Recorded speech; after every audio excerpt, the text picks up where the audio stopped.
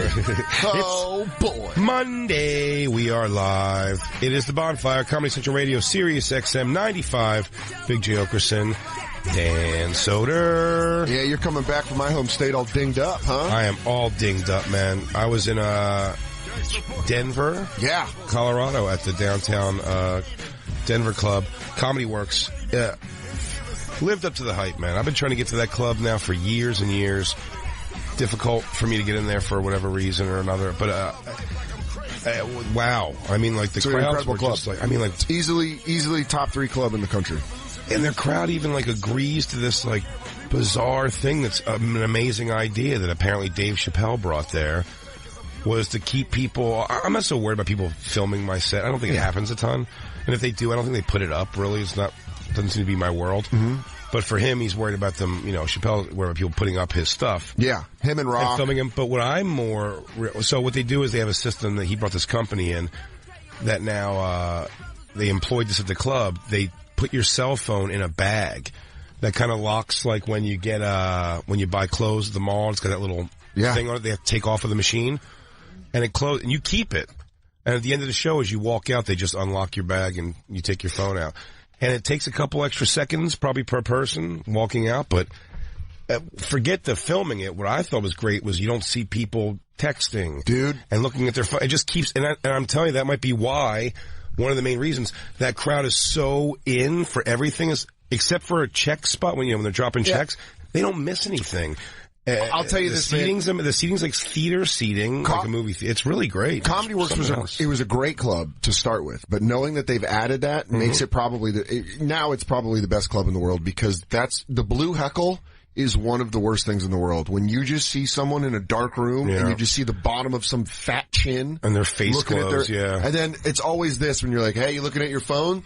I've gotten this more than once. I was just texting my friend about how funny you are. And you're like, fuck you. I've gotten that, or just like, it's important, or I've gotten, anywhere from like the drunker, like shittier, like, like, I'm not bothering you. It's like, no, you don't know. It sort of is. You're letting me know that for sure someone in here is not paying attention. Best one I've ever seen of that, Thursday night at Hyenas in Dallas. Hyenas. It was a Thursday night show at Hyenas. This woman's reacting oddly to the show. Like, everyone's laughing and then going down, and I'm like setting up another joke, and this woman's like, oh! And I'm like, what the fuck is that? And then, and then I go, and then she'd laugh in like a weird place, and I'd be like, finally I was like, miss, what are you doing? Under the table. She's watching Seinfeld. She was watching hockey. In Dallas. That's the most disrespectful I've ever been. She was watching hockey in a football state. Yeah. I was like, are you watching this? So close to Mexico. I told her that I hoped Mike Madonna's spleen bursted, and then she turned off her phone in anger. And she goes, that's just not nice. And then, after the show, this woman was terrible. She was a terrible person. Because after the show, she goes, I seen you on YouTube. You're way better live. And you're like, okay. Well, are we dating? Why would you say some shit like that? Yeah. Dude, in Denver, I had...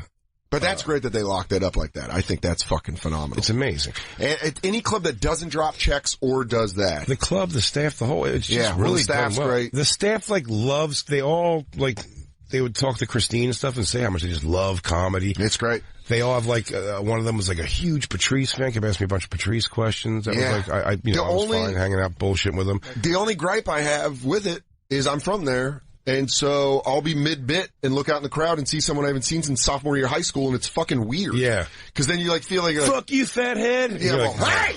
Is that Benny Gordon? I will fight him! You gotta do that I don't shine shoes no more. Yeah. Hey, no, I don't live in Aurora no more. I don't know you've been hearing about it. Aurora. I'm like anymore. I ain't doing parking security for Fiddler's Green no more. I said there's Aurora, the white trash part of this town, and they were like, white, Hispanic, Asian, just trash. Is that what they said? No, I had the just trash part. Oh, okay. But they did say it's also pretty mixed up. But they also, there's super nice parts of Aurora. Yeah, super southeast, Piney Creek and those kind of areas. But not where you're from. I'm from the middle. I'm right in the middle. From little fucking Fucking fucking Kool-Aid stained face kids jumping off garages and shit. Yeah, I was right in the middle. I think Aurora gets much worse than where I lived. It gets way worse. Did you have a wrestling league with your friends? No. No? I didn't do that's that. white garbage. Yeah, no. I would have loved it, though. If Trish would have moved us up, maybe, and I would have gone... If you have parents who let you put 2 mattresses on the floor of a basement so you and your friends can go wrestling league, we did that. You did? Yeah, but at sleepovers and stuff. Not like when we were kids. We were little kids, not like teenagers. You'd mattress up the floor and have wrestling matches. Yeah. Who doesn't do that? Not white trash. Who doesn't do that? Upper middle class. We were definitely not upper middle class by any stretch of the By the way, I was involved in several mattress things. I'm just saying. I didn't know. I was trying to gauge out. I thought everyone did that. Yeah, I had them in my backyard when we got new beds. Who didn't have fucking? That was great. That was. You had wrestling matches in your backyard? It wasn't me. It was my guy friends. We had leftover mattresses, and they were jumping off the roof of the garage onto the mattresses. My dad wasn't around. Christine was the Luna Vachon of the backyard. She'd shave half her head and come in. Just their arms folded. I had a interestingly great couple. It's that, again, no good deed goes unpunished. Not that it was any punishment to it, but there was a couple that came after the first show Friday. Yes. I think it was first show. No, I think it was Saturday. I think they were at the early show Saturday. It was early show Saturday, and a couple I was talking to, the guy was older. The girl was, he was like in his 40s, I think. Mm-hmm. Yeah, and she was 31. But it was 16-year difference, something like that, right? Wait, he was in his 40s. Yeah, no, she was 31, he was 39. Okay. Right. No, it was 31 and 43. Because I remember the age difference wasn't as much as I thought it was. No. Okay. No, but it's not, maybe he was more than 40. He was 45, I think, maybe even. I remember because I'm 31, you're 39, so I was like, well, that's not that crazy. It's a 14-year difference, that's what it is. Yeah, so he's 45, she's 31. Okay. Not crazy, but the chick was really hot, but they were pretty hammered. And I couldn't tell. I think they were possibly offering to fuck me and Christine as a couple. Oh, fun.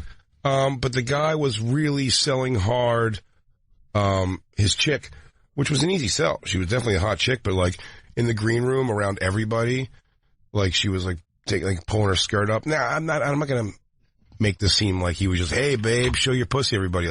I probably said things encouraging of that situation to happen. Was she from Arvada? From what? Anyone from Colorado? From the valley. Where is she from? Lafayette? No, she was cute, but she kept lifting her skirt up and showing everybody her panties. She awkwardly grinded into Fenoya's junk. He goes, whoa, Migo, not before second show, you're going to get me all rooty-tooty, fresh and fruity. Oh, you know what's super hilarious? I could beg Mike to smoke pot before a show. I could beg him to. Yeah. But we were smoking pot in the green room, and really? Yeah. Oh, I didn't know that was on now. And we were. By the way, end of June, Comedy Works. I'll see you in the green room, motherfucker. Yeah, we were in the green room, and motherfucker. We were in the green room and smoking, and she holds the joint up to Mike, and he takes it, and then she offers him another hit, another a little bit later, and takes it again, 2 whacks before he goes. He never smokes weed anymore, apparently, and he takes 2 whacks before he goes on stage.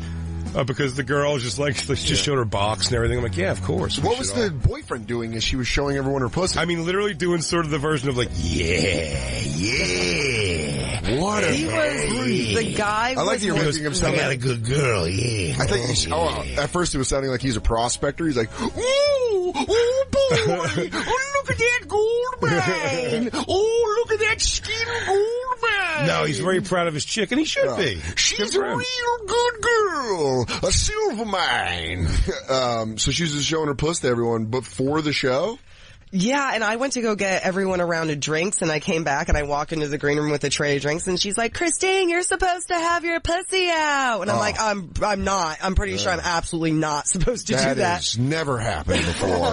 But then it was funny, but then I started tugging down on Christine's pants going,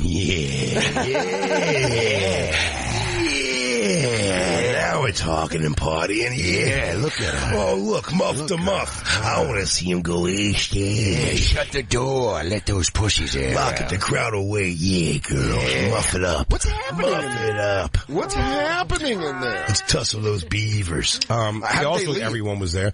How did they leave? Oh, wonderful how they left. So I, like a dummy, get them drinks.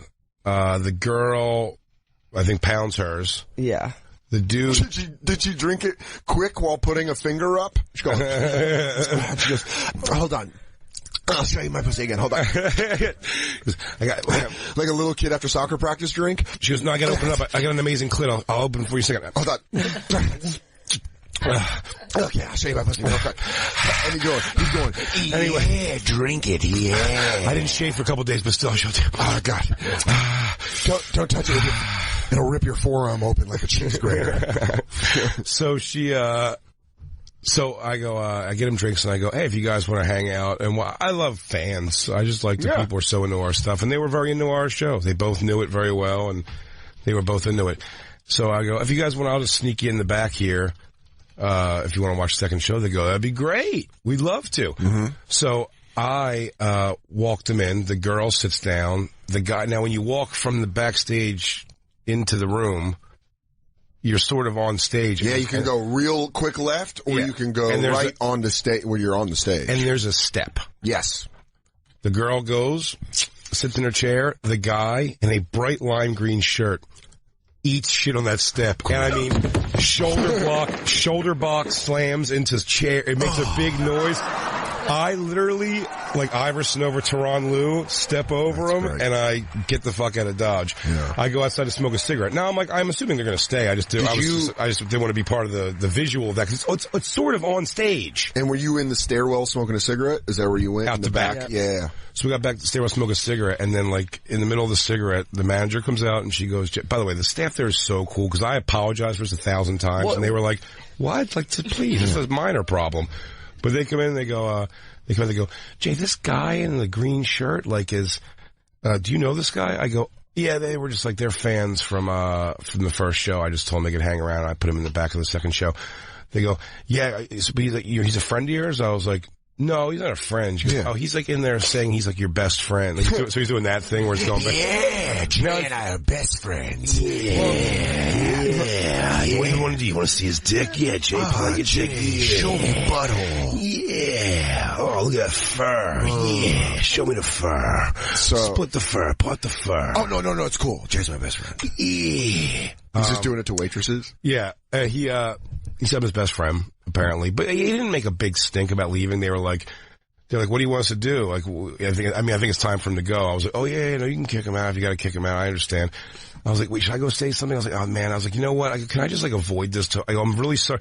And they were like, no, of course. Like, they're so sweet. They were like, no, we'll get him out. It's fine. Mm-hmm. Like, she goes, but he has to go. And I was like, yeah, but I'm just going to feel uncomfortable because I feel bad because I told him to stay. Yeah. And I do, because they're fans, and I have no problem with them. They were just hammered. You know what I mean? Like, in fact, it was the girl showed us her sniz twice.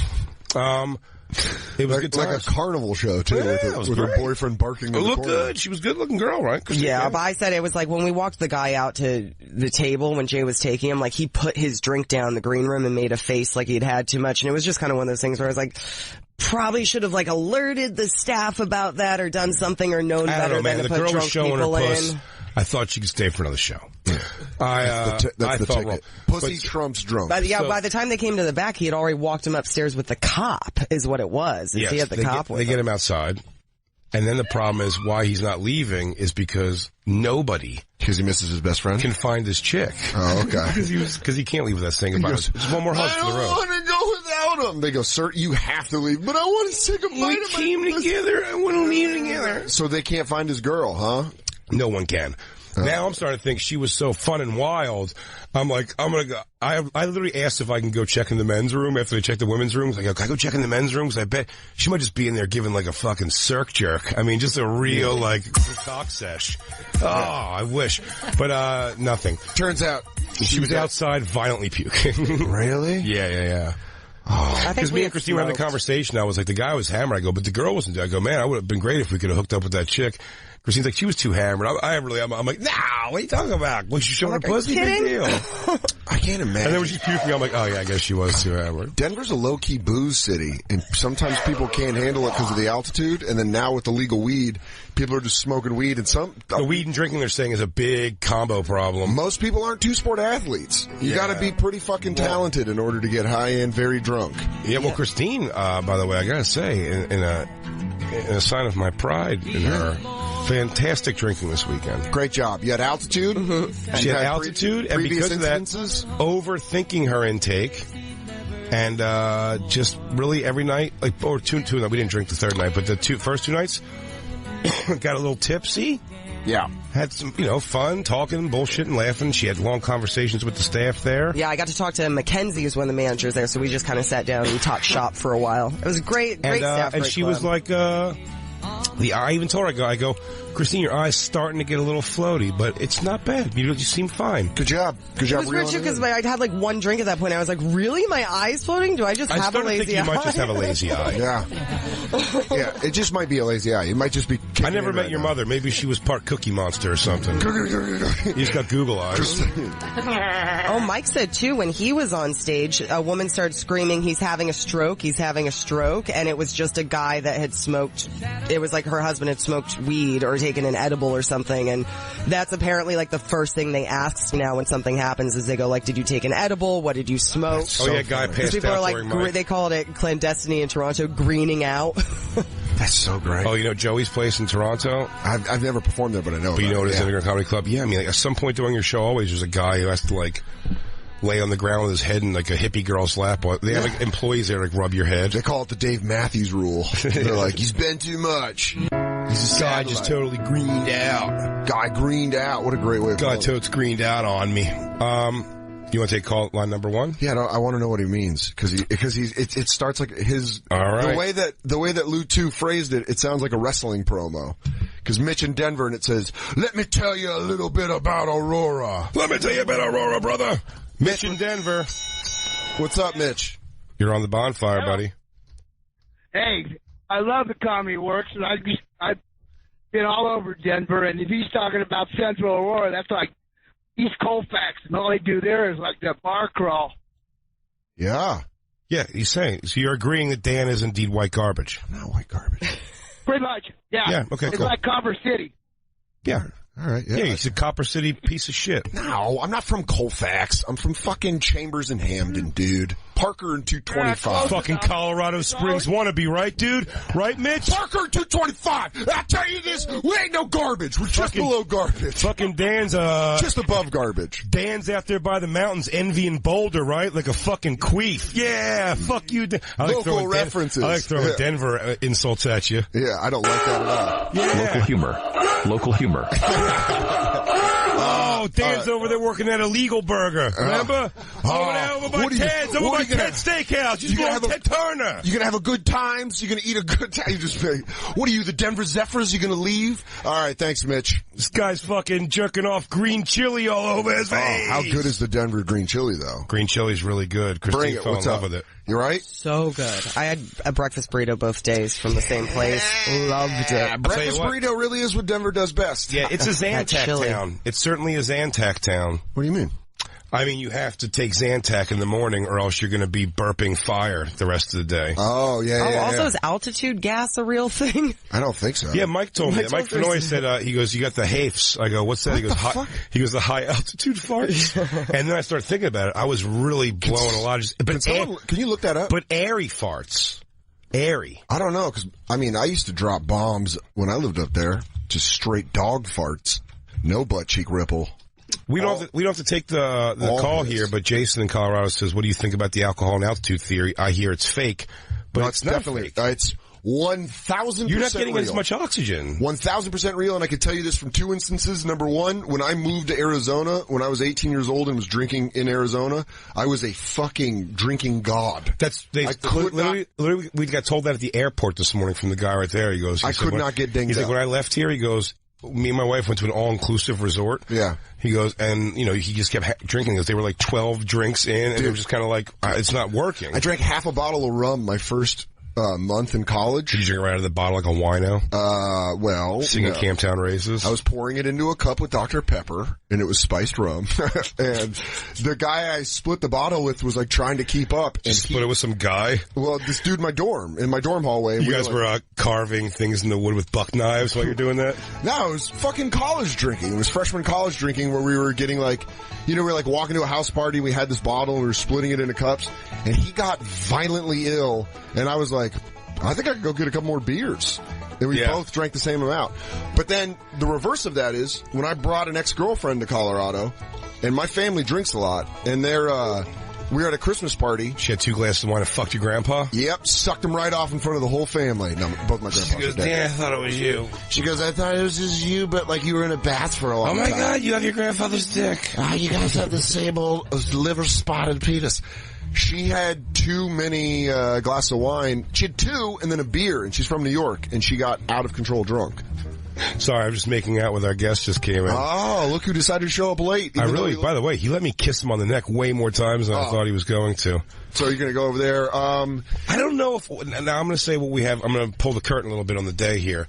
Right now we have sitting in with us, of course, the hilarious Mike Vecchione joining us. Yes, you can catch him this Wednesday on the Tonight Show with Jimmy Fallon. So excited for him. So make sure you check it out. Now, the seating arrangement here, I'd like to, maybe I should be better. Now we have Justin Silver coming in later. Which is going to be great. I'm a little offended because I have a cat podcast. You do? Oh, well, that's why we have to keep you on both sides. But Justin being here, I feel like the things I have to say to him, I'm worried about being this close to him. Mike, can you come over here? Well, not now. I think when Justin comes in, we'll swap it up. We'll swap. A commercial break. We don't want to pull it. Yeah, that's what pulling the curtain is. We'll move you after. Is it me and Soda versus Silver and Jay? No, but I'm saying we're the bridge because we're so close. Are you familiar with I'll recap when Justin gets here, but are you familiar with the story of what's going on? He doesn't know, but it'll be good. Let's wait till Justin gets here so we can recap for Mike. Yeah, Christine brought it up. Gastrointestinal problems at high altitude are commonplace. Ethnic food habits and social norms also play a role in causing GI dysfunction. Symptoms like nausea and vomiting are common with manifestations of acute mountain sickness and are seen in pussies. Hi, I'm Mountain Dan. Are you a pussy? Are you a pussy? Do you have high altitude farts? Come on to my level. Fenoya said it like it was a thing. He goes, oh, you got the harfs. It just makes me he is so angry that he has an acronym for something. Dude, Fenoya is so like just putting you raised like a wild boar in your house in New York and then took it to Colorado and just let it go, and it was so excited to be back. He goes, did you guys know like the jungle? All the mountains? They wave to you when you land. But he does all that. He's like, man, I'll tell you what, man, we can take a cruise up to Colfax or whatever it is. He goes, hit up there over by Red Rocks, hit the Boulder, man. I'll tell you this, we could take a crunchy little drive up to Crested Butte and then just lay back and enjoy the smooth vibes of Vail. And then we head on back down I-70 to the crunchy and fun times of Denver, Colorado. Hi, I'm Mike Fenoya. Do you like Denver? Well, get in line, because I love it. He just loves, Mike wearing a winter jacket, drinking or actually he was wearing, now he's got his new jacket, he's got a nice jacket, but it's like it's almost like army jacket sort of thing, it's like a khaki jacket. Yeah. It's perfect. With his hoodie underneath it. And he goes, I think just holding the Dale's Pale Ale is literally exactly the picture of Denver. Maybe we could go to the Western Stock Show, or go to Cave of the Winds. Hi, I'm Mike Fenoya, and on this instructional video in the next 30 minutes, I'm going to show you all the groovy little nooks and cranberries of Denver, Colorado. He's got a zillion nostalgic stories. He goes, one time, he was over at this Grateful Dead bar. I started an air hockey league where you had to be on mushrooms. And he goes, and not only that, then I had a jam session where it was all whistling. Just everyone was whistling. I go, Mike, I grew up there. He's like, get out of here, local. We don't like the locals. Show your fucking face down. Anyways. This is a great Colorado story, too. Like, he left it eventually because he snapped his arm snowboarding. As like someone that's from there, I love that he loves Colorado that much, but it always makes me roll my eyes. It's those reasons that it's like lame to love Colorado. Like the reason you're supposed to come for a weekend. Where they go, you know what's really a blast is take a nice bike ride right to the foothills and then just hike all day and have a nutritious sandwich, maybe at lunch with your best friend. And you're like, fuck you. I go to the movies in the mall just like everyone else. I'm not real big. That's what I'm saying. I'm not real big. If the tourism ends up being something, though, it's like so non. Denver's got a lot of cool shit. Colorado's got a lot of cool shit. It was like good for Christine, but it is cool shit. But it's like where we're at. It's like near the 16th Street Mall. It's great. It's fun. I know, but it's just like it's a mall. But it's like no, it's like Walgreens, Marshalls, Ross, Dress for Less. You can go to a really big REI. That's cool. I love TJ Maxx. That's awesome. Those are pretty good stores. I actually Yeah. No, these are all solid. I'm just saying, like... But listen, if you want to go up to, like, Boulder's really fun. You can go check out, like, there's other stuff. Like, listen, every city's got... now the guy's saying alcohol and elevation isn't... He's just saying it's just not true. Who's saying that? Jason? Yeah. Jason in Colorado. Jason. Hey, guys, man. No, I am not saying that. I just read that somewhere that it's a myth. No, it is not a myth. I've been down to sea level, and I cannot afford to get a buzz. Yeah, dude. That's whoever's saying. I just want you to know that that Black Lou changed your actual right to just saying that you're saying it's flat out not true. And I'll tell you he's this. trying to create controversy. I'll tell you this. What I like about Black. I was just going to say. Go ahead. No, what's up, man? No, I was going to say, I'm totally pissed that I missed you this weekend, but my wife and I did see you at the Cellar last year, so... Very cool. Would she have been willing to show her vagina in the green room? Because that seems to be the thing now. As long as you were in the back going, yeah. Exactly. But if you're from Colorado, you know it's not the altitude, it's the elevation. Okay. Elevation. I'm dumb. I'm from Aurora. Yeah, dumb Aurora garbage. Do we just preference this? Thank you, Jason. Thanks for the call, buddy. Aren't those two hype terms? I don't even know. I'm looking that up right now. What's the difference between, I don't know. Those are synonyms. Altitude, vertical distance between an object and the local surface of Earth. Elevation, vertical distance between the local surface of the Earth and global sea level. All right, so it is elevation. Are you guys just taking calls from scientists right now? Yeah. He's like, hi, is this Dan? I'm in West Antarctica observing ice shelves. You're incorrect. Fucking Professor Jason out in Denver, Colorado goes, the term you're looking for is well, actually you are correct. Altitude doesn't affect drinking as much as elevation does. We've had a lot of fun here today. Also, don't forget, Chapter 3 is due tomorrow morning at Bonfire School. Hey, why don't you go to that bar and ask the bartender if she'd be worried about the altitude? No, you should have a real big problem going up to the mountains drinking with all that altitude. Hey, do you think it's going to be a problem drinking with all this altitude? No, I don't think it's going to be a problem at all. Oh, I don't know. Are you going to space? You going to be drinking in a pod? We should take our first break. Let's do that. We got Mike Vecchione in studio. We want to get Can I do traffic? Yeah. Traffic and transit on the ones? Put us on the ones. Okay. Right now you're on the 8. Next is backed up, everybody. You look like a guy that starts every conversation with traffic talk. You go, I just came in 278 fucking jam, bro. I mean parking lot. Jam. Fucking parking lot. It's fucking, I could have walked here. I'm furious. I don't even want to look at my phone. That's how mad I am. While you're sitting in that car, just know we'll be right back. It's the Bonfire. And now, back to the Bonfire with Big J. Okerson and Dan Soder. Oh, rest in peace, Chris Cornell. It's Chris Cornell and the Zach Brown Band. It's the Bonfire, Comedy Central Radio, Sirius XM 95, Big J. Okerson, Dan Soder. Joining us, Mike Vecchione, who, of course, is going to be on The Tonight Show this Wednesday, May 24th. Set your DVRs. Thank you guys for having me on. Mike is one of the... Why so aggressive? He's, I don't know. I got to get my energy up. I call him second gear Mike. He likes to jump right into second gear. He jumps right into it. Chris Cornell. Were you a fan, Mikey? I love him. I love Soundgarden. Big Soundgarden fan? How do you feel that your hero has fallen by, of course, hanging himself while jerking off? And yet again, another celebrity dies. Was that the thing, really? They say it's suicide. Jay's saying it's autoerotic. It's hanging. It's hanging. He hung himself. They said they found him in the bathroom with a strap around his neck. And every time they say someone dies from hanging himself, it's always because they were... No one hangs themselves. So you think Robin Williams You could jump off a building. You could jump off... I'm telling Jay, is that a fact, or are you adding your own tag? Is that a J twist? Your own... It's, M. Night Okerson. Yeah, you go. And the twist is, he was jerking off the whole time. There you go, Jay. There never was a dick. Yeah, the whole pleasure was. Yeah, so like Robin Williams. Yeah, jerking himself off. No, I don't think so. I think it was suicide. What are you talking about, dude? He just fucking uncorked that Parkinson's hand on his peg while he was hanging from a fucking Patch Adams tie. He went, how can I make this orgasm even better? I'll jerk off while I do it. Look at me. Oh, look at you getting all strangled up. Fuck. If you ask me, Chris Cornell took the easy way out. Yeah. Because I don't know if you know this, but there's fucking robot cars outside. Yo, it's easy to kill yourself when you got we have a whole water fight against robot cars. What are you you doing? Chris, we need your music to inspire us. Real nice, Chris. You check out the worst fucking time right before we have fucking robot calls outside. What are you doing?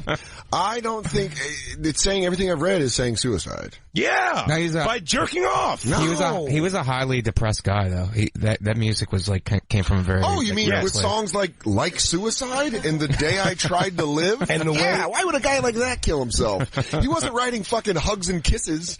Oh, you know what? We're inching and inching closer to Eddie Vedder doing this. How do you feel about that, Lou? Don't say Lou just reacted like you said that the devil was loose in the town. How dare you? I'm not going to say anything. You know what? He goes, I got to think about and this. I'm jerking while my neck's up in this belt under the bathroom door. Lou, do you love Pearl Jam? Yeah, I love Pearl Jam. It's wearing a Pearl Jam shirt. Jerking, tie around my neck hanging from a ceiling fan. And I'm spanking. I'm about to pass out, but I know Who fucking supports that? Yeah. Nobody beats gravity. Yeah, she goes, do it, baby. I got you. I got a spot for him. You just come and pass out, and then you're just sitting there hanging there like And you wake up like this, all crusty belly going, yeah.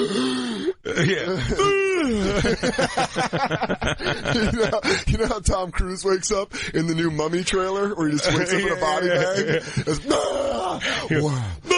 You got fucking, looks like you got fucking condensed milk all over your fucking chest. How long have I been out? Long enough for that to crust up. Oh no, I got flaky tummy. Yeah. Again. What's up, belly dandruff? That's how you wake up after every orgasm. Like someone that was drowning. Jerking, I can't come unless my throat is tied. Has nothing to do with Eddie. I don't know how you dragged him into this. Because you know the grunge. Yeah, that's the worst word ever created. Grunge is not a word. Whoa, all right. Sure it is. Genre of music. It's not. It's a fashion. Someone described me as grungy this weekend. Well, they were insulting. But then they said I wasn't. No, then they said I was attractive. Grungy is we just found out that's a trigger word for Lou. It was not. Oh, here's what happened. It's like saying you're a beautiful piece of garbage. I called out a girl this by accident. Mm-hmm. I saw three dudes pretty clearly in the light. It's a dark club. Yeah. And then I just got the fourth person kind of trailed off. I saw short hair. That's what I can kind of make out. I said something about you four dudes just having a guys' night out, and then I kind of moved on quick. And then they actually tweeted at me, and it was like, my chick just wants you to know that she's a girl and actually a very pretty lady, which is a pretty funny way to put that. That's really funny. She's gorgeous, first of all, but then he said also that she said to stroke my ego. He said, I'm going to stroke your ego and let you know that she said he looked exactly and also nothing like I thought he would look about me. Okay. He said, grungy but stylish and attractive. Oh. Well, we're finding out from Wikipedia that grunge, sometimes referred to as the Seattle sound, is a subgenre of alternative rock and a subculture that emerged during the mid-1980s in the Pacific Northwest. Well, people that are in that community don't like the word. And grunge became commercially successful due to bands as Nirvana, Pearl Jam. All hated that word, never used Yeah, it. hipsters hate the word hipster. Yeah. They're still hipsters. You're a Pacific Northwest hipster, Lou. Yeah. Why don't you just grow a curly mustache, you queef? All right. All right. He goes, all right, fine. Watch me do it. You guys go to Wikipedia. You know how a lot. depressed? Yeah, you know how we do, depressed? Mike. That's because we're so informed. This is like University of Phoenix. This is like an online college. Do you know how depressed Eddie Vedder's going to be now that Chris Cornell's gone? He's going to have to choke himself and jerk off. Someone saw him the other day. He's fine. Don't worry about it. I mean, who saw him? You? You know, my people in my chat room, he's gotta forum. Really? Well, that's the whole. You have people following him? No. You have a network of people following a man? No, we all talk. It sounds really queer. Yeah, Lou, I know. You gotta find a way out of Lou, this. if you're gonna stalk, can you at least make it a fucking chick? Why wouldn't he be okay? He's fine. He's probably super sad. Because if he dies, you can't make grunge jokes anymore? No, that's probably what's going to happen. No, he'll probably write a really cool ukulele song about this and then fucking hang himself from a doorknob. Fuck you, that's below the belt. Stephanie Falcone making a good point. We got to add it to the Bonfire conspiracy list. Number 1's the Earth's flat. Number 2, it's a hologram moon. And number 3, it's autoerotic asphyxiation anytime someone hangs themselves. Who's arguing with me on this? So wait, so they Aaron, always jerk off and choke themselves. That's the M. Night Okerson. What about they? It's always us versus them? Yeah. What about we? What about we? We lost one. The royal we has never jerked off with a tie around my neck. Well, I don't think I've ever come being choked. Christine, choke me on my next cum. No. Remember my friend that killed the girl? Mm-hmm. Wait, I don't that's wanna do seriously it. a thing? Yeah, remember we talked about it was this guy. Oh. Remember the BDSM guy? I wasn't here. You weren't? I was in San Francisco. Oh, that's crazy. Because I just remember people... How come I never see you and this guy in the same place? Is it because, are you the choke fuck murderer? Choke fuck. Oh, yeah. There are videos of him. He's a friend of mine from high school, and there were videos of him where he had, like, Do you know tied the up girl? girls and duct taped them. No, and... Was he a little guy? Yeah, he's like my height. Because that girl's got a thick neck. Well, could you admit that I live for the challenge. He goes, the hunt is really about taking down. Could Look you at admit this. that the guy's pretty attractive? Yeah, Can he we was- admit that? He goes, look at this girl with Mike Allstott neck. I'm going to take her down. Yeah, Lou. Yeah, Hutchins did it. He's the only one. You know what's funny? The fact that it came out that he did that, it's so his legacy now. That's why I think they always try to say now they just hung themselves. It's a PR. But no one hangs themselves to death on purpose anymore. Do you It's think all there's- about Aaron jerking Hernandez off. did. Aaron Yes, Hernandez did. he had no other choice. But I bet he jerked off before he did it. He went like this. Before, like a gentleman. Yeah. Not during. We'll never know if they were caught with their pants down either. That's really, it's like if we could just know that fact. I bet there's a public relations That was firm that weird. only deals with this. With so autoerotic- so when something like this happens and the phone calls and they go, I'm the best public relations man in all the game. I always twist a choke cum into just a choking. I think when Eddie Vedder does it, he's going to be hanging from a Neil Young scarf. Yeah. And his dick's going to be like... Keep on jerking in the free world. And you know what's funny? And his hands are going to be tied behind his back, and he's going to have peanut butter all over his dick. Yeah. I bet he was trying to lure a dog over to suck his dick. That sounds like Eddie Vedder shit to me. I think that's slander, and you're totally wrong. I'm just taking a wild guess at how he's going to kill himself. Dude, as the only one in this room that's met Eddie Vedder, can I just say, I don't feel that vibe off him, bro. Fuck yeah. You don't get the peanut butter with the dog licking it off? You say it's just a straight up jerk death. Oh, totally. Okay, so you say he's going to die from autoerotic asphyxiation.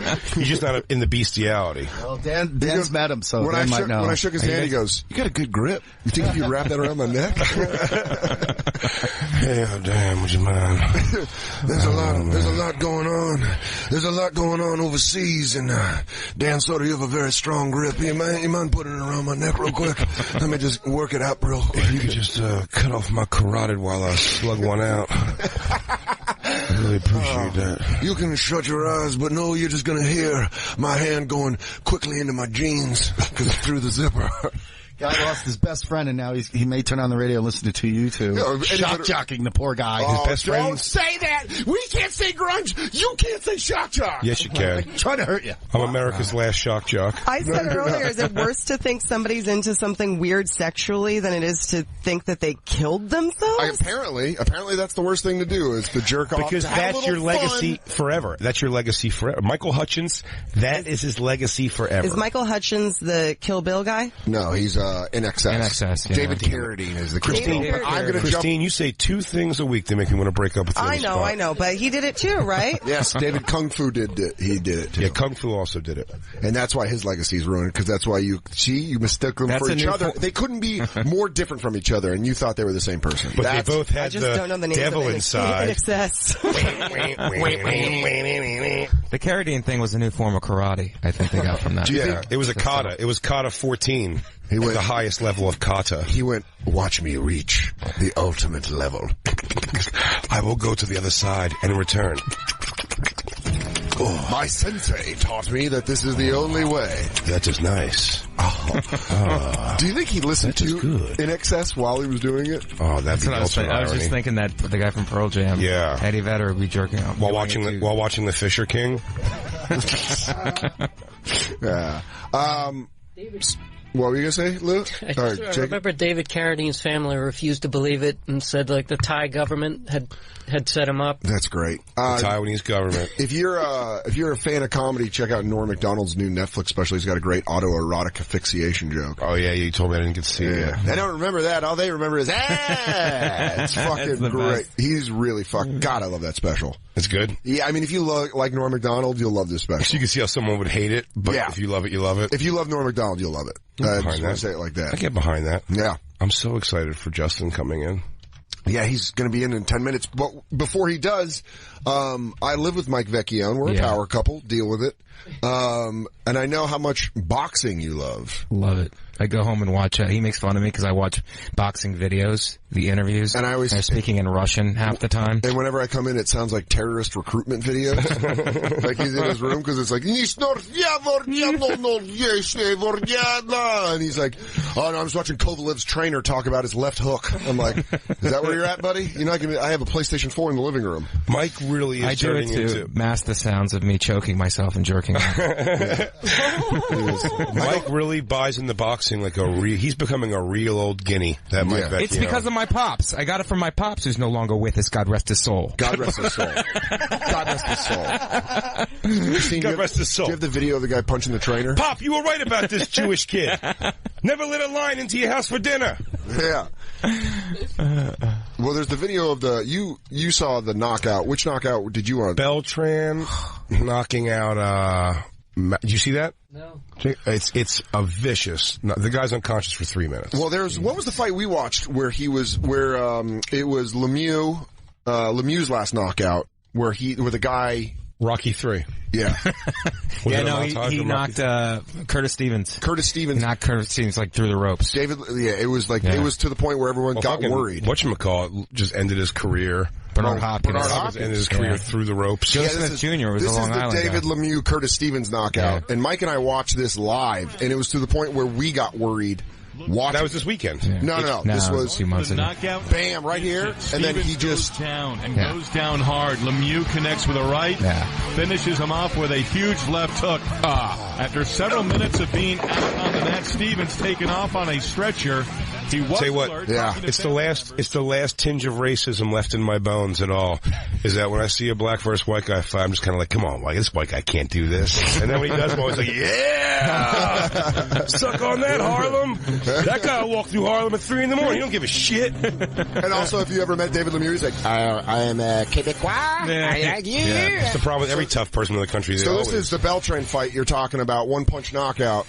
Right here, and I didn't see it this weekend. This is wild. First of all, Beltran started losing. Wait, pause this for a second. Also, cool story. Beltran's essentially fighting for his citizenship. They said if he gets this win, they'll consider him they'll let athletes stay if they show exceptional whatever in their field. Yeah. And this was kind of the thing they said. He's trying to get his green card, and he starts crying at the end because he thinks he's going to get it, but he took a couple of shots. There's a headbutt in the first round. Okay. That he goes down on. They call it a knockdown even though it was a headbutt. He scores a knockdown at the end of the first round, Beltran, and they don't count it. They say it's after the bell. And then he comes out and he's getting tuned up by this guy with jabs, and then it's just flooring. Well, this is always my favorite is when... That's a good phrase, too. This guy's getting tuned up over here. Oh, yeah. And, this will all be up on at the Bonfire SXM. It'll all be going up videos. Twitter, Instagram, and Snapchat. So, Christine, play it real quick. Let's watch this Beltran knockout. Them getting excited as Maicelo sets himself up for that's it. Goes down on a left hook and he's asleep already. When your hands stay up when you're on the ground. It's not the Frankenstein. Like this, but if you watch after he hits him, for a while his right hand just kind of stays up. Yeah. Like look right there, like he's still guarding himself, and you're like, oh buddy, you have nothing to guard. It's all there. It's so over. Yeah. Always, Dude, I've never been knocked out by a punch. I never want to, ever. The only time I've ever been knocked out was in 7th grade. We used to knock ourselves out by choking ourselves. Which is hilarious. But everyone. And then you realize, this would be better if I was jerking off. Maybe I'll stop doing it with friends. And I woke up and I went, why am I so hard? Oh God, I came everywhere. I'm still alive. Yeah. It always amazes me they talk shit right after they knock the guy. If the guy looks badly hurt, it's like, how about checking in on he could be dead. Well, I think they're celebrating. But I think they're celebrating. I think that's just biological. They're just like, fuck it, I'm telling you, the adrenaline rush, dude. Yeah. But I'm telling you, the first thing he says in his post-fight interview, I'm gonna fuck your wife. Is he goes, now I'm gonna fuck that guy. Now that I killed him, I'm gonna fuck his wife. Old West rules. Oh, I thought he said, pick him up, I want to do it again. Hold him up. Hold him up. He pull his pants down. I'm going in for the kill. He first thing he says in his fight is he goes, wants to make sure he's okay. He said, ever want to see someone get that hurt. But then, yeah, you don't want to see someone get that Ivan hurt. Drago did in Rocky IV. He said, or after he killed Apollo Creed, he's like, if he dies, he dies. Yeah, and he died. That's a movie, Mike. Yeah, those not aren't for real me. people. Not for me. And you know what hurts? You're Italian and you lived in Philadelphia for over 8 years. Do you know what hurts about it most, too? That murder in the ring? Is that it was supposed to be an exhibition. It's supposed to be a damn exhibition. Don't you remember that? I flew James Brown out here because this is an exhibition. Christine, can you find the clip? It was supposed to be an exhibition. Can I tell you the only thing? Why would they, if it was an exhibition, why would they have let it go to a round 2 when he mangled his face in the first round? It was, his corner would be like, this is an exhibition. Well, his corner wanted to stop it. If you remember the movie, guys. Yeah, if I remember the movie correctly, he was swimming in a goddamn pool with 2 beautiful golden retrievers tossing a tennis ball, and he had a TV poolside. He should have not gotten the ring. It doesn't address that. They did address that. I know. There's a warrior in all of us that has to come. They did address it. They do address it, but the thing is, why would the fight ever continue at that level of violence in an exhibition? Yeah, because his corner wanted to stop it. I understand, but I'm just saying it's not like, why couldn't someone explain to Apollo Creed, it's not glorious to get killed in an exhibition fight. You know, it means you've fallen really far. Do you know what I mean? Being a Monday it's like an morning Olympic gymnast. here, It's like an Olympic gymnast, like breaking their neck because they were doing a backflip, you know. The guy, the PR from the casino where they're at a mall. The PR from the casino goes, hey, Apollo, how you doing? Marty Feinberg. We papered most of this room, so you can stop at your earliest convenience. We are very worried that your family could sue the casino if something were to happen. So can you sign this waiver in between it? Drago just sent this. All right, let's see. Let's play it, Christine. I think Apollo thought that he could turn it around, and I did too. Can I ask a quick question? Why did Apollo never get a rubber match or Clubber Lang get a rubber match? That's some racist shit in the Rocky It is world. weird. There was never a rematch for the black. There was. Clubber Lang won one and then lost one. Where's the rubber match? And the one he won was devastating fashion. I mean, Clubber Lang knocked him out in 3 rounds. Then he got knocked out. There is no tomorrow. He's like, I got ripped off, man. I ain't allowed to have a rubber match. Did you find the sound clip? I love this. What are you guys doing? This is supposed to be an exhibition. You understand? An exhibition. And then he got murdered. And then he died. Well, he goes, let me show you a new level of where we take things. I know, and poor Apollo Creed's wife. Nothing like buying a ball gown to watch your husband get murdered in the middle of a ballroom. Oh, then you just got to stand there awkwardly, and you're like, God. He's twitching on the ground, and she's like, is he dead, or? You guys mind if I go put some flats on? Yeah. Could she have walked up to the side of the ring when he's like, don't you stop this fight? Could she have walked up to him and been like, hey, dipshit. Yeah, baby. This is done. Baby, we got to go. Yo, that white man embarrassing you in front of your kids. I gotta shield their eyes because you getting your ass whooped. Get out the ring, daddy. She gets in there. You're like, it looks as if LaShonda Creed is in the ring, pulling it out. LaShonda Creed is biting the cheek of Brigitte Nielsen in the front row. She's pandemonium. She's pulling her short hair. She's pulling her short hair. She's like, I fucked this bitch up. Where you at? Where you at, corner? My favorite thing in the chaos of boxing ever is Jim Lampley, the night of the Galata-Riddick Bowe fight, when he got punched in the nuts, and then there was a riot in the ring, and they're tearing seats out of the floor at Madison Square Garden. There's, I think, a few fires indoors. Can you look at that And up? Jim Lampley's up in the rafters doing he's doing his post-fight, kind of wrap-up. He goes, it's terrible what happened there. He goes, thank God for George Foreman. He saved us down there physically, and this has been a real chaos. Whatever, he gives his little speech, but it's like he's on there for like 3 minutes. And then he goes, I'm worried about what's happening down there. He goes, I, for one, am especially worried. I got a daughter down there somewhere. Like, what? Why would you come back and do your post-fight rap? I'm Jim Lampley. I want to let you know that I put my smallest child down closest to the ring. I let Roy Jones Jr. hold her. He holds her up like Simba in Lion King, hoping to get hit with spit, blood, or sweat. I'm Jim Lampley. My favorite's always Howard Letterman. I got the fight 10-9. Ivan Drago's killing Apollo Creed. I got the round 10-9. He always sounds like he's in a hurry. Yeah, he sounds like Howard Letterman. Okay. Yeah, it sounds like they called him. He goes, I'm walking out the door. What do you want to know? Letterman, what do you think about the fight? I don't know. It's raining. It sounds like there's noise outside, like he's calling, and there's like a train going by. I picture there's like a 400-pound, 6'8" tall, like hulking guy that just carries him around in a baby Bjorn. That's what he sounds like. He just computes numbers. Letterman? Howard Letterman, yeah. I'm on the back of a very giant man. We're basically Master Blaster from Mad Max. Is Justin here? He's not even in the building yet. Oh, don't worry. Wow. Maybe he has a different form. Maybe he's a hawk, and he's going to turn. Oh yeah, yes, that's right, Jacob. Put your finger out. See if he lands on it. Are you a falconer, Jacob? Can you get him? We go. Oh! There he is. Hold on. There he is. Hold on. Don't scare him. You're okay, buddy. I put a yellow leather glove on and stand up on the roof of Sirius. To the gods of the sky! Justin, we need you on in the 7 o'clock hour! Hey! You guys, are we going to talk about dogs? What are we going to talk about, dogs? You guys want to talk about dogs?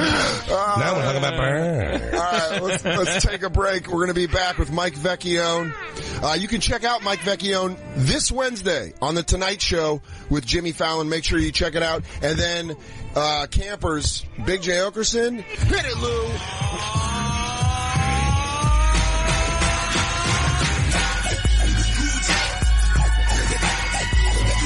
Big J. Okerson going to be at the Seneca Casino in Niagara Falls next week with Nick DiPaolo. That's Thursday, June 1st. He's also going to be headlining the Hollywood Improv on Tuesday, June 6th. So if you're in the Los Angeles area, get tickets now. Tuesday, June 6th, Hollywood Improv, Big J Comedy for all those tickets. Yeah.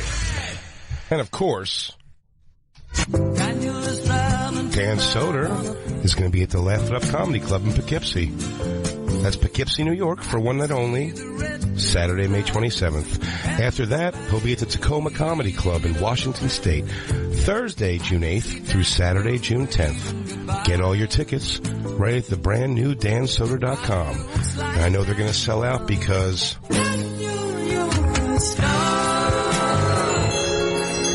And also, we're going to be doing a live taping of The Bonfire on Sunday, June 4th at Comedy Central's Clusterfest in San Francisco. Visit clusterfest.com for badges. Come on out there and meet the entire crew is going to be here.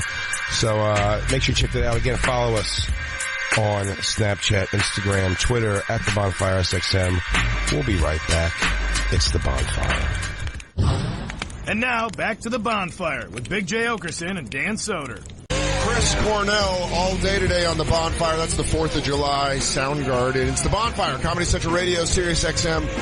I'm Dan Soder. That's Big J. Okerson. In studio, Mike Vecchione, who will be on The Tonight Show this Wednesday, May 24th. And joining us in studio, who you can see with me at Poughkeepsie, at Laugh It Up in Poughkeepsie this Saturday, the one, the only, Justin Silver. Yay, Justin. At I Am Justin Silver, and for dates, visit IamJustinSilver.com. Justin Silver, comedian, friend, and more importantly, Beastmaster. Beastmaster. He's a Beastmaster. Yeah. That's what we found out about Justin. You look fantastic in your hat, by the way, Justin. So, you look real good. He just knows how to pull it off. Also, you just learned Chris Cornell died, as I told I'm in fucking shock right now.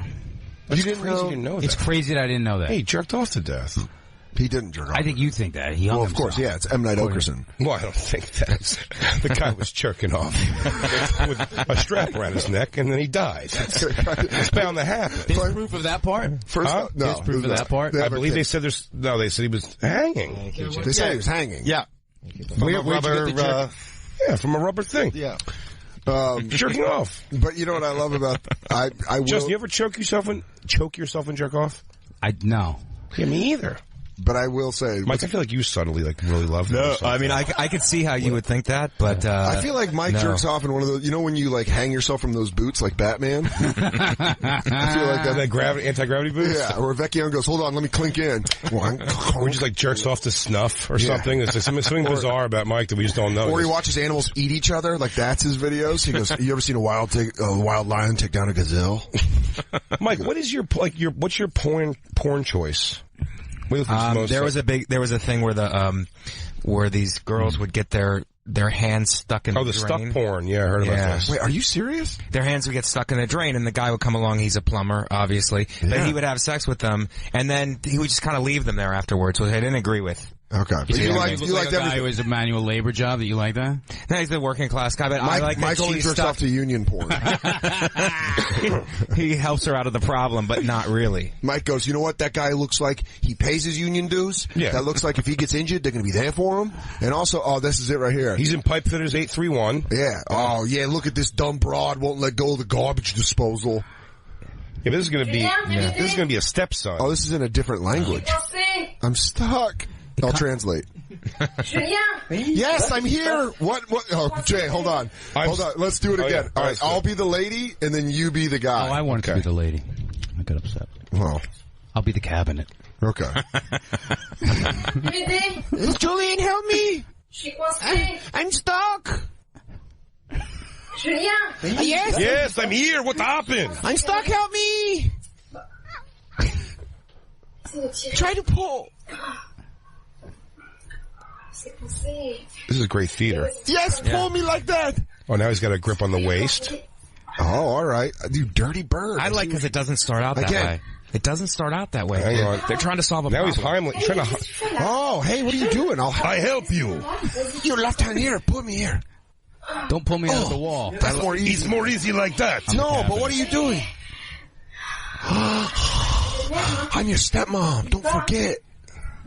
Whoa. You lost your panty. Stop. Put it at me now.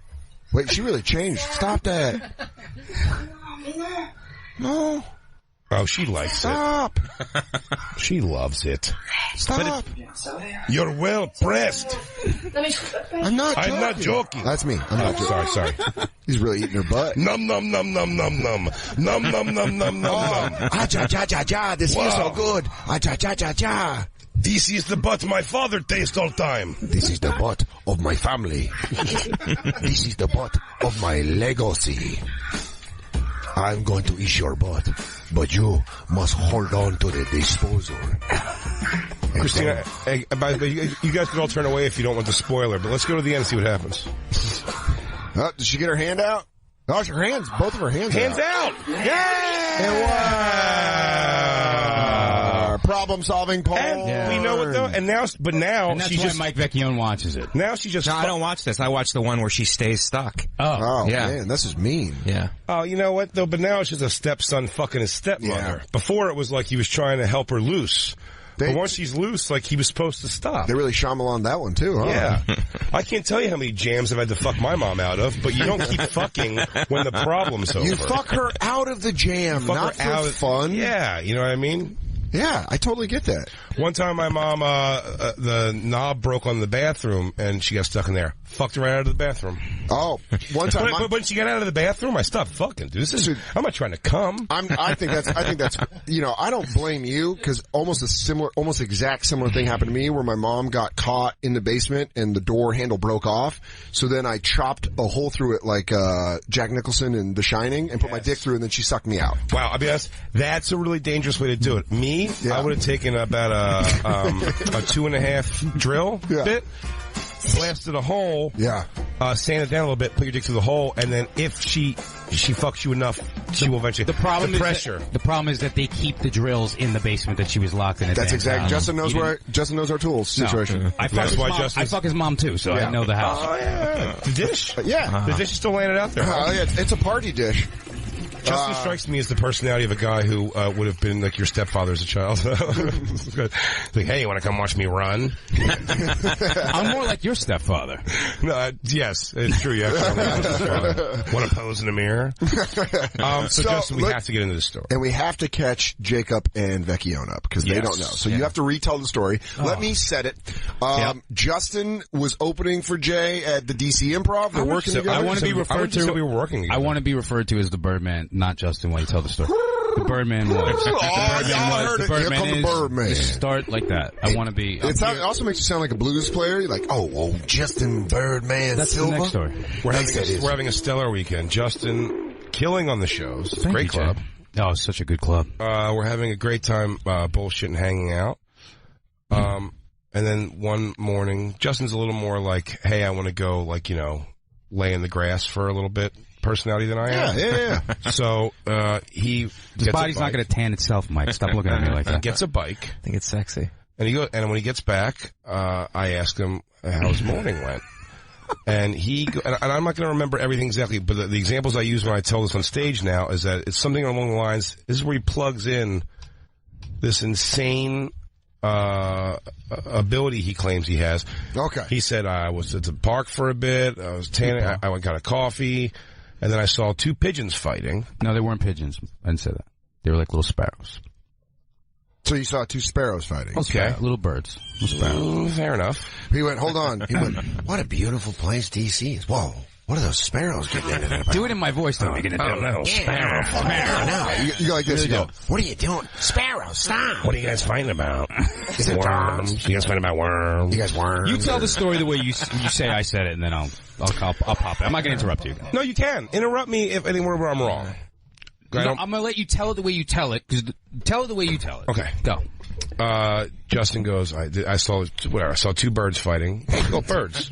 That almost sounds like a lyric to a song where it's like, I saw 2 birds fighting and I flew above it all. I ask you, Lord, why? Why can't we all just fly? God's creatures. This planet's big enough for the 2 of us. All right. So Justin's walking, sees 2 birds fighting. This is what he tells you. He goes, I picked them up, like stopped them from fighting, and they kind of went off their own way. Okay, you reasoned with them. Yeah. What are you doing? That's what he goes, you guys are brothers! You guys are from the same nest. You ate out of the same mouth. Stop this craziness. The Beastmaster, he tosses, he says, the bird, and then he moves on to something else he did after that, and I go, no, wait. I go, that's fucking crazy. Then I got a Go-Gurt. That's the best. I broke up a Go-Gurt fight, and I went and got a Go-Gurt. It's a good protein blast. Wait, there's more. Go. If you have to interrupt, what did I say wrong so far? A lot. Okay. We're gonna go through. Okay. We'll go through. Let you go. Let it breathe. It's fair. So it's very fair. The next morning, and when I tell it on stage, I'm saying that he calls me, but in the next day, he calls Christine. Yep. And goes, hey, I was in the park. There was a homeless guy holding a bird. Yep. I believe that was a pigeon. That was a pigeon. And, if my memory serves me correctly, that was a pigeon. Holding a pigeon. So confident, right? I say I'm glad you're confident.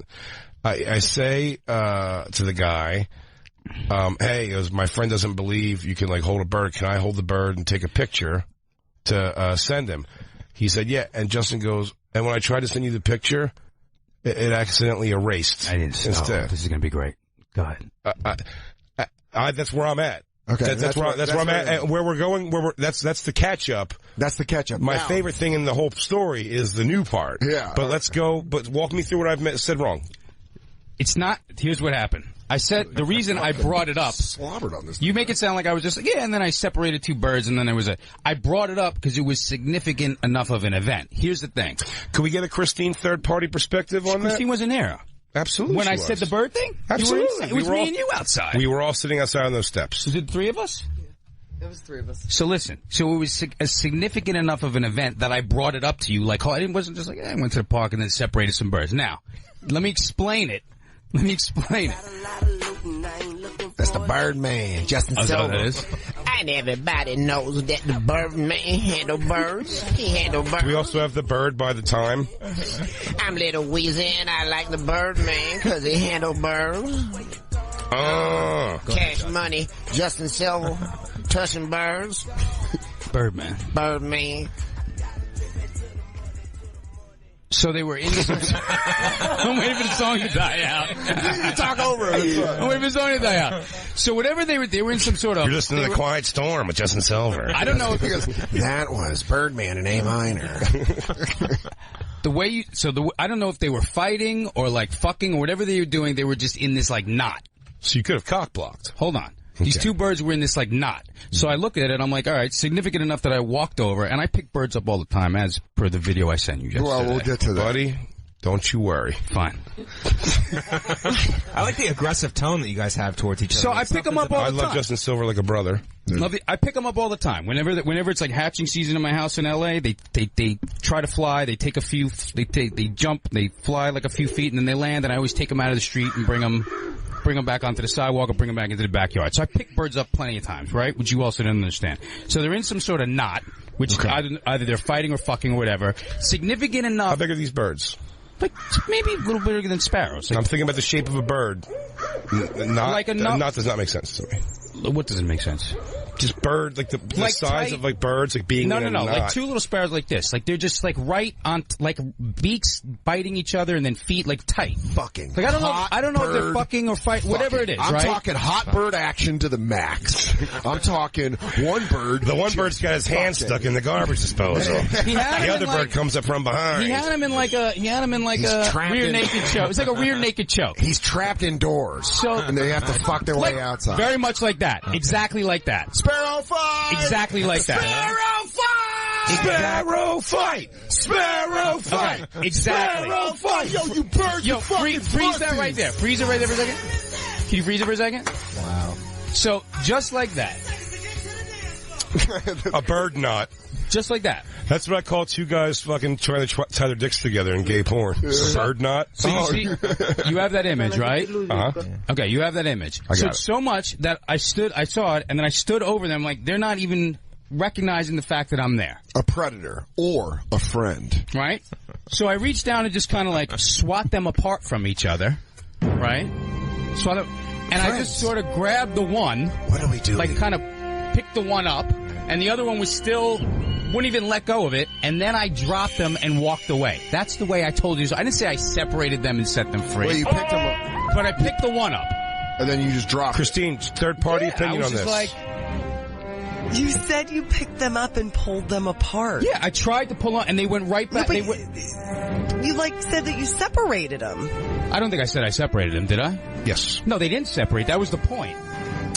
You said you pulled two birds apart and separated them on their way. And sent them on their way. No. That's the way you tell it when you're on stage. That's the way you told it. That's the way you definitely said you changed it. picked up two birds. Yeah, I picked the one up, and the other one wouldn't even let go. And those two birds... This knot did not open. This knot did not open when I'm holding the one, and then I dropped them down. Bird knot. I wish we were titled our episodes of this show, because this one would definitely be bird knot. But the way you tell it on stage is that I picked the two birds, and then I sent them free. Yes, I dramatized the John Woo-ness But that of is so not, that's not, based on what you're looking at there, and based on the fact that I tell you, I pick birds up all the time whenever they're in hatching season, which you didn't believe either. Still don't. It's still... Guys, we're working ourselves into a real bird knot here. Okay. So that's not such an unbelievable story. I don't know what's so unbelievable about that. I like it better if you picked them up and separated them and they flew different directions. It's a better joke because of your command. No, it's a better joke. But that's not what really happened. Okay.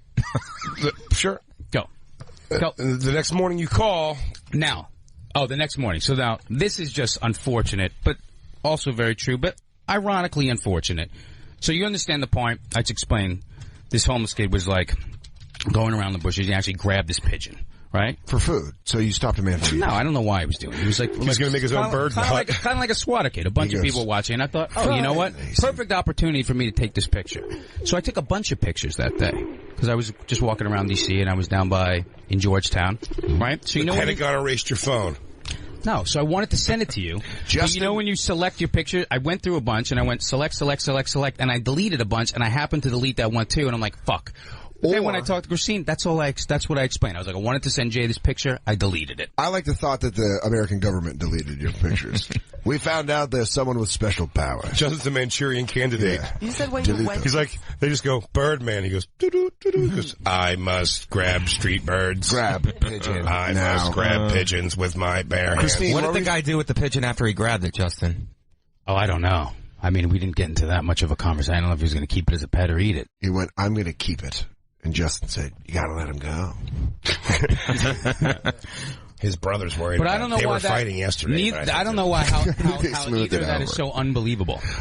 We could poll the room, and I'm certain that no one in here believes this is possible. What's happened? So I don't know how you believe this is impossible. And I showed you knot- videos. I mean, bird we're having knot- a video yesterday. Hold on, Justin. Bird knot sounds more implausible than pigeon picking up, if I can be honest. Because I've seen pigeons get very close to human beings, and I'm sure with the right reflexes. You know what? I agree with you. And I was like, wow, that is pretty unbelievable. If you're snagging one, maybe snagging one, but also I think snagging sparrow. Like if you said a pigeon gets really close to you, and somehow you have the reflex to like really snag it out. Or if you're just in the position where you can just reach over and grab. No, he didn't like reach over. That's what I sort of mean. He sort of like. I don't know nothing about anything, but wouldn't you get rabies from a pigeon? Can they give you rabies? I don't. I mean, any kind of bird flu. I'll consult my bird people.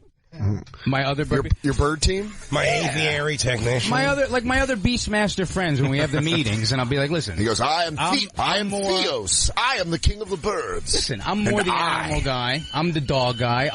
I'm the more bird guy. I'm Maximus, king of the fish. You are the dog guy, and I will say this. Welcome to our Starbucks where we always meet up. We talk about animals. I like to build up as I break down too. Go.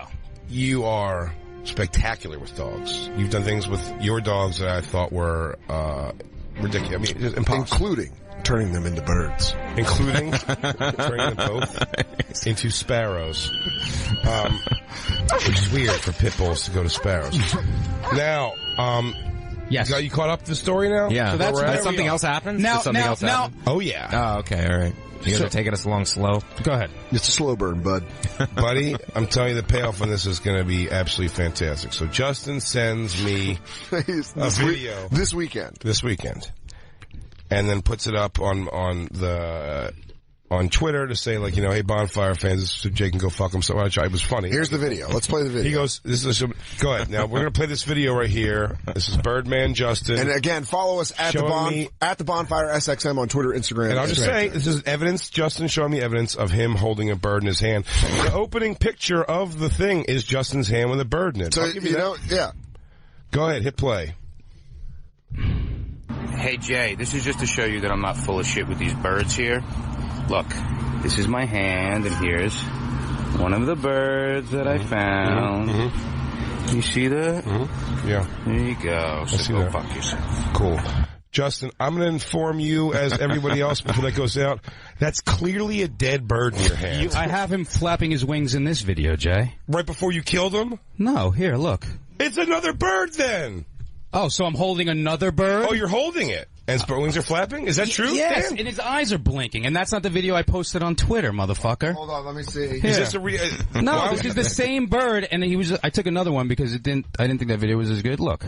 Is it in his hand? Yes, and his wings are fucking flapping. His wings are flapping in that video. Jay? In Justin's hand? In Justin's hand. Let me see. Here, I'm gonna, here, let me rewind right to that part. Look. Can you see my, look. It's the same bird, buddy. Hold on. I think it's one of those finger puppets. Not at all. Let me see. Wait a second. Wait. Here. Wait, you said the birds are flapping. I'm going to bring it over. On its own? Yeah. It's a dying bird. No, that's the point. It fell out of the tree. I explained that in the other video. I said, listen, I said this. Dude, I said they fall out of the tree. I think we started messing with the fucking bird master. I said they fall out of the tree, and this one's in shock. They go into a little bit of shock when they fall out of the tree, buddy. So then I put them down there, and then usually within an hour... What were you going to say, Mike? If Jay left and was attacked by an eagle. See, buddy? Yeah. And you're like, Jay, did you do anything today on the radio that would piss off the bird community? That's so weird. Just lays on That's a bad community to piss off. So, Jay, is it alive? Here, look at its eyes. Look at its eyes in this one. It is alive. Now, here's what I'll say, though. Wait. It's a hurt bird. Right. You're telling me you're stopping birds from fighting on the street still sounds implausible. So this is my point. Listen. Maybe get them a summer basketball league.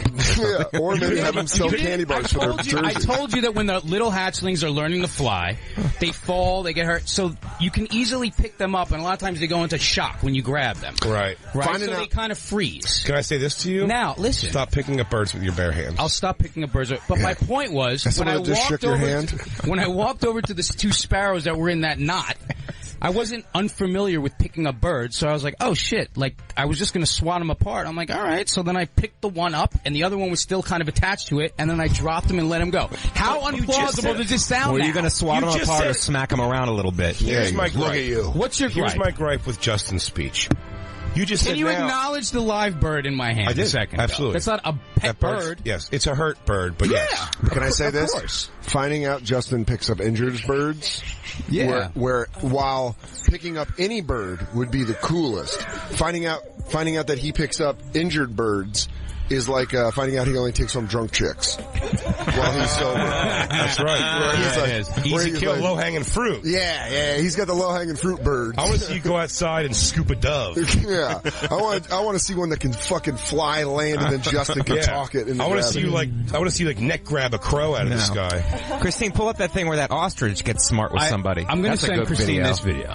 That's aggressive. Of the bird flapping its wings. Oh yes, give Christine the video. So Those aren't little sparrows either. Those are aggressive birds. Let me see. I have a ostrich. few of these videos. I have a few. Are the birds injured in all the videos? This is the same bird. I was just trying to get a good video. I never got to explain my gripe hair here. has to look good if I'm going to do a video. You know what these birds need? A comedy show to get themselves rehabbed. Just like a weekly bar thing. Yeah, come to Brooklyn. Welcome to Bird Knot. I will say though, my gripe is here. You just said you said moments ago. Yes. I'm not really familiar with picking up birds. But you just said before and then you just said that's why you sort of swatted them away because you're not really familiar with picking up birds. No, that's not what I said. I said at first I never picked up a bird in that state before. I picked up sparrows when they're like the hatchlings that usually are learning how to fly. Right? Why do you pick them up so much? Because they usually fly into the street, and I'm like an animal lover, so I pick them up and then I put them into like a grassy area so they don't get hit by cars. You should hacky sack them. Wow. I should. So the point was, I'm not unfamiliar with picking up sparrows, but I was like, I just was going to swat these two away, but I'm like, holy shit, they're letting me stick my hand right there and not moving. I might as well just kind of pick one up, and then that was it.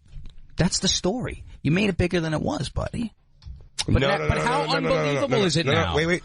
I didn't make it bigger than it was. I promise you I'm telling it as, in this telling today, as exactly as you told to me. You're dialing it back. Dude. No. I don't think you said I separated them and they flew away? You had me commission. There's no way I said that. Justin, you had me commission an oil painting. You're riding a sparrow with your shirt off? I'm sending this to Christine. We'll put that out on at the Bonfire SXM. When we come back, we're going to watch bird attack videos. Yeah, we should do that because we're not going to have Was it a gigantic misunderstanding?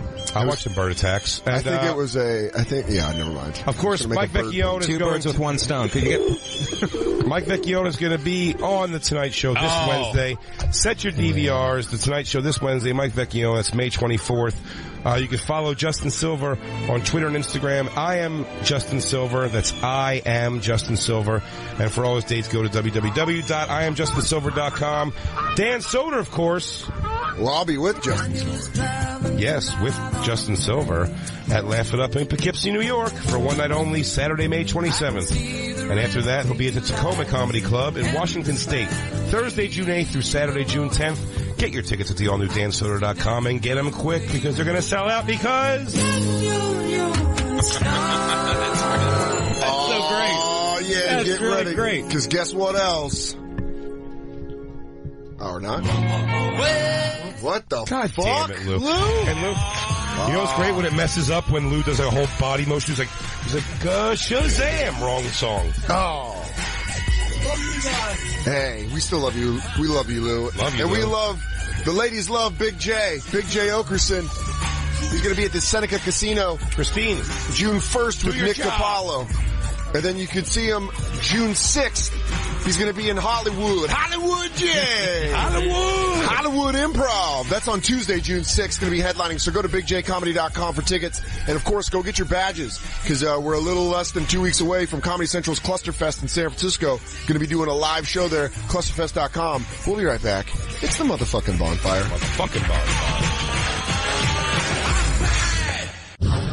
And now, back to the Bonfire with Big J. Okerson and Dan Soder.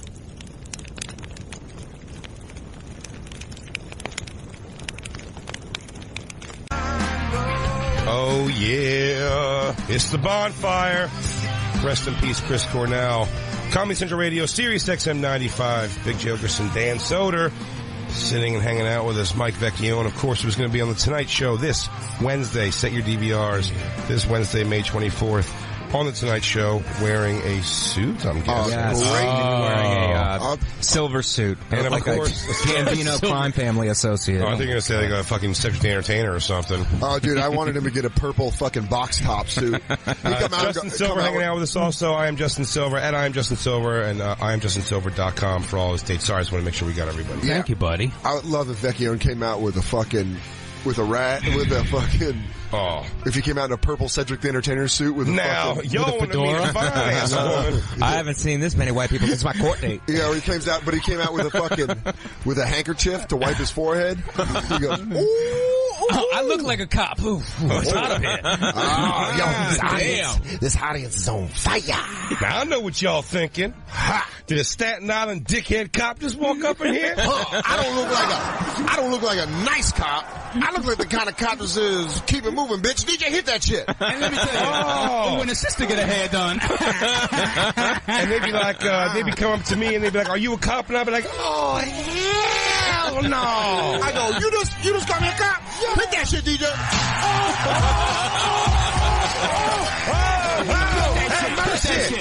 All right, cut that shit off. Now, I be living with a tall, attractive man.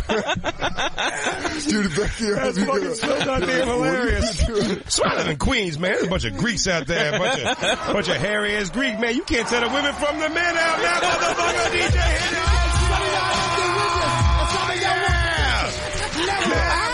He goes, you know what I love? Seriously, look, I grew up with cars. I love cars. Love to drive them. But what happens when you get a bunch of cars on the street? You get stuck in that traffic. You want to break your foot off in the motherfucker's ass. DJ, hit that shit.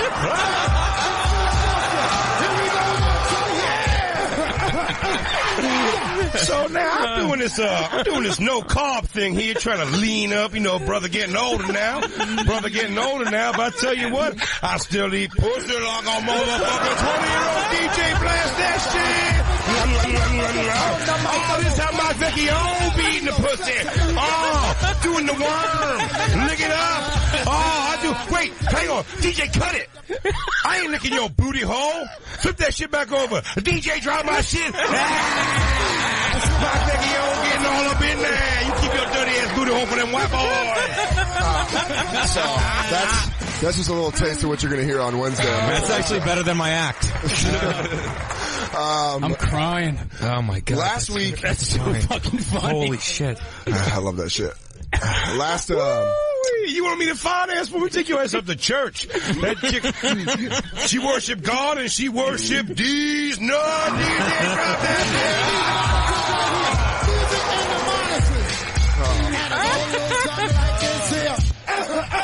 Hot damn! Grown ass man, y'all. I'm about Vecchione. GrownAssMan.com. I was going to tell Justin and Mike last week on the show we watched a Transformer clip, the new Transformers, and got obsessed doing Mark Wahlberg's voice. It's my favorite thing to do all weekend. We just kept all weekend calling each other, going, "There's cars outside. They're turning into robots." Yeah, no matter what, he always wants to inform you that there's robot cars outside, no matter what else is going on. He'll go, "You guys hungry? No, maybe we should order pizza, but I mean, let's have them bring it to us because there's fucking robot cars outside." I said we pick it up because the delivery guy could just be, like a robot cop. Yeah, I mean, next thing you know, you can open the thing and there's going to be a robot car delivering you pizza. What are you doing? I don't know. Boston wasn't like that growing up for me and Donnie. So Jay found an article this weekend where father and son made a gun-toting transformer out of an old Russian car. So hit play on this, Christine. Please tell me there's Russian commentary.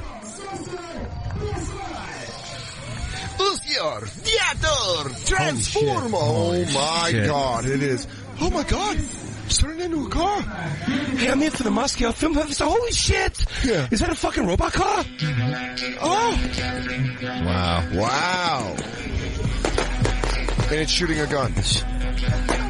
Of course, we have to shoot 3 people. Makes me realize how much I missed out by having a shitty relationship with my father. God damn it. Yeah, you could have learned about robot cars. You can make a robot car, huh? Robot car. Mr. Wahlberg, you should take us in the garage and say one time, these cars, they're going to turn into robots.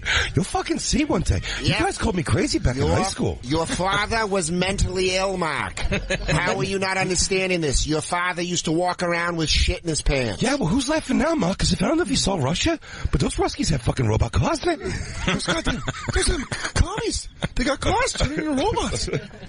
I'm gonna have a robot car and be a Calvin Klein model one day. You ever see a robot car carry a fucking sickle? It's fucking terrifying. Oh, I heard they got it so bad over there that the robot cars, they got to stand in a bread line. I heard that they just got American rock and roll. You know, this fucking one robot car from Russia knocked out this black robot car from our country. And it was like supposed to be a fucking exhibition. I saw 2 robot cars and they were fighting in the park and I tried to pull them apart, but they wouldn't. They were like in a fucking like a robot car knot. Yeah. Don't say I can't do that. I'm special, right? Yeah, I got special power. Right? I'm a Calvin Klein model, all right? You fucking punk cops. You better fucking recognize it, right? When Justin left home, punk cops. He had the Dirk Diggler moment with his mom. He goes, I got something special with birds, and you don't know about it. And I'm going to be a big star. I'm a big star. I'm a big shining star.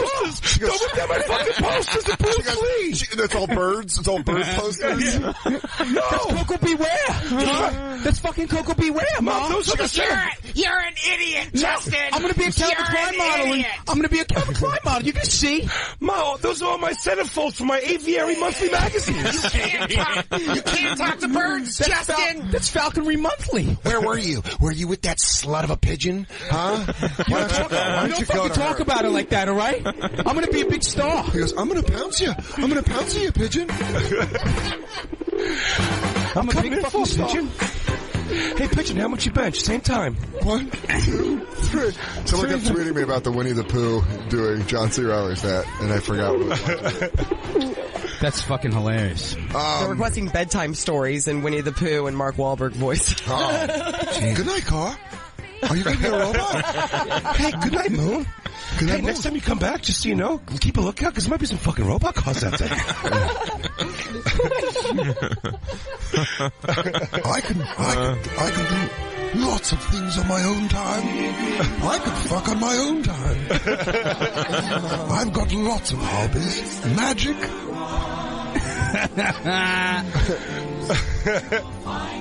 No, listen, okay, yes, the tapes are yours, but the fucking magic it's on those tapes belong in those fucking robot cars outside. What do you not understand about this? We need the tapes to get the deal. We get the record deal. You get paid.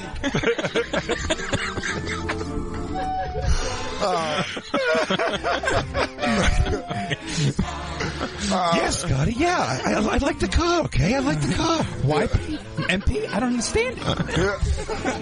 Yeah, we, I figured I would take it back if you didn't like it. I don't know if you don't like it, Dirk. I'll take it right back. No, Scotty, it's a fucking cool car. Does it by any chance turn into a fucking robot? Sometimes the way you look at me, I think you want to kiss me on the mouth. Now, where the fuck you get that from? Yeah, making Mark. Have you checked this fucking car for hands and a head? If you did you just buy this fucking thing? Did you even check it for appendages? If you put Mark Wahlberg's fear of cars in every movie he's done, it makes it so much better. I mean, fuck, not even Boogie Nights. But hey, Mr. Hansen, why don't you just let nature take its course? Yeah. Huh? So why don't you open up the door and let me in the fucking house? This fucking robot car's that's here. Because I'm pretty sure there's a robot car. Reese, I loved you because you understood my fear of robot cars. The perfect storm. I stayed on a boat to stay away from those robot cars. A boat can't turn into a transformer unless they have... All right. Now, I have to admit my own fault here, okay? I realized we didn't investigate the Boston bombers for 3 days because I kept blaming the whole incident on robot cars. And then I realized we had to get a little more tangible with our ideas. Do I know who that sneaky bastard was? He was in the back of a truck. I don't want to look back there. Because they said, Sarnevs. I go, oh my god, fucking Russian robot cars did this. I'm glad that we squashed the bird beef. Yeah. Well, yeah. And we kind of came to how we say we untangled the bird knot. Yeah. That's what we did. And you can check, we just retweeted it, but at the Bonfire SXM on Twitter and Instagram to see Justin's video with an actual live bird, because Jay called me pretty confident that it was a dead bird. It seemed dead to me. I think Dave said, I've never seen a more dead bird. Especially with Dave Smith, he goes, I've never seen a more dead bird. There you go, buddy. I'm eating crow. Get it? I'm eating crow on this one. The bird's alive. Justin picks up birds. So you're a falconer in your off time. I had no idea. I want you to get a giant. If I pay for it, you have to get a giant hawk tattoo on your back. But like a giant hawk, but he has to also be like pulling a fish like out of your butt, like he's coming in for the fucking. You pay for it if I don't get the fish out of my butt part? Nope. I like everything but the fish butt part. No, I want a fish coming out of your butt. Okay. You can't put right down to the actual tattoo going to your butthole. What if we got folded wings on his back? Oh, I'll be like a hot chick. Yeah, like a super hot chick. Like a super hot chick. That's what we'll get him only like to the middle of your back, so you're like a fucking like you're like a club girl. That'd be awesome. Ooh, a dirty little angel. Like a dirty little, little slut. And then when I walk around when we're on the road with my shirt off, I could just like kind of shake it a little bit for you. But also, if you wore a tank top and it came down in the back, like a T. Oh, like an Aaron Berg kind. Yeah, like he wears on Thursday nights on stage. Yeah, I could do that. That's his fucking off night of the weekend. Right? No. We all know. It's cash tank. It's cash. Justin. And Mike, thank you guys so much, man. Thanks so much for coming out and hanging out with us. I love to just pick up pictures of men in angel wings. That easy. So gay. Well, we just found out what Justin's going to choke himself and jerk off to later. Men in angel wings. At I am Justin Silver. You could see him this Saturday with me at Laugh It Up in Poughkeepsie. Absolutely hilarious, man. That makes the show that adds a lot of value to that show, man. Justin. And then this Wednesday, my common law husband will be on the Tonight Show. That's Mike Vecchione at Comic Mike. Comic Mike V? At Comic Mike V. At Comic Mike V. Yeah. Check him out. DVR this Wednesday. The Tonight Show. Jimmy Fallon. Mike Vecchione used to call me friend. Oh, used to call me friend. I still do. Yeah. Why don't you come too? Sure. I know. I didn't know you guys couldn't both come over for Easter because there'll be a whole thing that we're all like, Dan doesn't want to see your old dick. Yeah. He doesn't want to see your old puss. I was going to hiss at it. Get out of here. Mike, sit over here on this couch with me. Yeah, over here. Mike. No, Mike, I want you to hang out over here. Mike's in the middle of the room. I don't know, guys. This is weird. Can we all just be friends? Can we just talk about traffic again? Yeah, make sure you check out Mike. Absolutely hilarious. On the Tonight Show this Wednesday. And, of course, Dan is going to be traveling up to Poughkeepsie, New York for one night only, Saturday, May 27th. After that, he's going to be at the Tacoma Comedy Club in Washington State. That's Thursday, June 8th through Saturday, June 10th. Hey, get your tickets over at dansoder.com and get them quick. That thing's going to sell out because...